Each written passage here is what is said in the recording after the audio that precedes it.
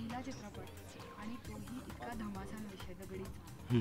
असं का ठरलं? बेसिकली ही फिल्म माझ्याकडे आली म्हणजे मी स्ट्रगलच करत होतो आणि अंकुश दादाने माझं नाव सुचवलं आणि ही फिल्म माझ्याकडे आली. त्याच्यानंतर ह्या फिल्मचा एक स्क्रीन प्ले तयार झाला होता. पण मला असं वाटलं की ही फिल्म फक्त गँगवॉरवर बेस न राहता ही फिल्म फॅमिलीसाठी बनली पाहिजे. म्हणून त्यात आता एक लव्ह सॉन्ग आहे, एक गणपतीचं सॉन्ग आहे, प्लस त्याची नॉर्मल हिरोची नॉर्मल लव्ह स्टोरी आहे, सूर्याची नॉर्मल लव्ह स्टोरी आहे. आणि मी जो विचार केला तो बेसिकली सगळ्यांनाच आवडला. म्हणजे आमचे प्रोड्युसर्स म्हणजे आमचे प्रोड्युसर्स अंकुश दादा. आणि मग ठरलं की नाही, चंदू म्हणतोय ते करेक्ट आहे, आपण तशीच फिल्म करूया. आणि मग त्या पद्धतीने आम्ही फिल्म बनवायला सुरुवात केली. नक्कीच एक कथानक, एक दगडीचा ही सत्य घटना नाही, सत्य स्थिती आणि त्याच्यामधनं एक कथा फुलवणं ही काल्पनिक असेल, हा टास्क किती कठीण होता? खूपच कठीण होता. कारण की एक भीती असते आपल्याला की आपण काही झालं तरी दगडी चाळीवर पिक्चर बनवतोय. आपण चुकीचं काही दाखवलं कुठेतरी तर म्हणजे त्या लोकांनाही राग यायला नको आणि आपल्याकडून पण चूक व्हायला नको. त्यामुळे सगळेच जण असे होतो की आम्ही यार प्रत्येक एकेका शब्दाचा पण विचार करत होतो. म्हणजे सेटवर गेल्यावर पण आम्ही डायलॉग्स पहिले वाचायचो, त्याच्यानंतर आम्ही डिस्कशन करायचो सगळं करेक्ट आहे ना, कोणाला आपण काही गालबोट तर लावत नाही आहोत ना. आणि त्या पद्धतीने सगळा विचार करून फिल्म बनवली. कारण की भीती खूप होती मनात बाकी सगळ्या गोष्टींचीच, तुम्हाला माहिती आहे.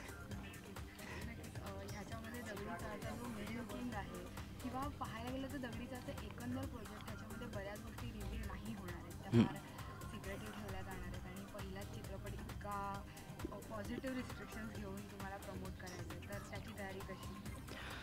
त्याची तयारी बेसिकली आम्ही डिस्ट्रीब्युटर, मी, अंकुश दादा आणि प्रोड्युसर या सगळ्यांनी मिळून केली. त्यातून आमचं एक ठरलं की उत्सुकता लोकांना कशाची असेल तर दगडीचा वेळ पिक्चर बनतोय तर ती डॅडींची उत्सुकता असेल. मग डॅडी फक्त आपण बॅक टू कॅमेरा किंवा फक्त हातच दिसतोय असे दाखवले आणि त्याची क्युरिओसिटी निर्माण केली की डॅडी कोण आहे कोण आहे. तर आपल्या फिल्मला नक्कीच फायदा होईल आणि तो मला वाटते होतोय. कारण की सगळ्यांचेच मला खूप फोन येतात, मला खूप मेसेजेस येतात की डॅडींचा रोल कोणी केला आहे, कोणी केला आहे. पण आत्ता नाही सांगू शकत. ते काही दिवसात म्हणजे 19 तारखेला आय थिंक आम्ही एक इव्हेंट करतो आहे, त्यावेळेस आम्ही डॅडींना रिव्हील करणार आहोत. ते तुम्हाला कळेलच डॅडींचा रोल कोणी केला आहे ते. आणि हे करताना ज्यांनी हा रोल केला आहे त्यांनी पण आम्हाला इतका सपोर्ट केला की त्याच्याबद्दल त्यांचेही मी थँक्स आणि आभार मानतो. नक्कीच अंकुश सरांनी जसं तुमचं नाव सजेस्ट केलं डिरेक्शनसाठी, हं. तसंच अंकुश सरांना ह्या रोलसाठी घेणं ही तुमची कास्टिंग सिलेक्शन होतं का? म्हणजे अगदी सरांनी सांगितलं म्हणून ते चित्रपटात आहे की तुम्हाला पटला तो रोल त्यांच्यासाठी? नाही, मी आत्ता एक सांगतो की हा रोल आत्ता तरी मराठी इंडस्ट्रीत अंकुश दादाशिवाय कोणच नाही करू शकत असा रोल आहे.